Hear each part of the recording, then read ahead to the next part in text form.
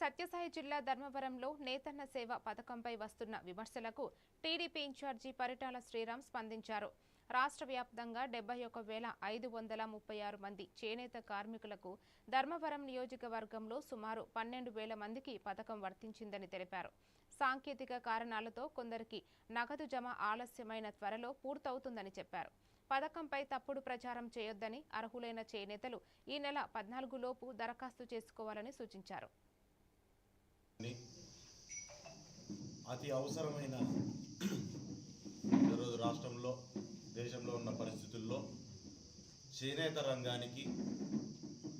రంగం మీద ఆధారపడి బతుకుతున్న ఎన్నో కుటుంబాలకి అత్యవసరమైన పథకం చేనేతల సేవలో ఒక అద్భుతమైన పథకాన్ని కూటమి ప్రభుత్వం మేనిఫెస్టోలో లేకపోయినా చేనేతల మీద ఉన్న ప్రేమతో, గౌరవంతో, వారి కష్టాన్ని, వాళ్ళు పడుతున్న ఇబ్బందుల్ని గుర్తించి ఈరోజు ఈ రాష్ట్రంలో దగ్గర 70,000 మంది కుటుంబాలకు పైగా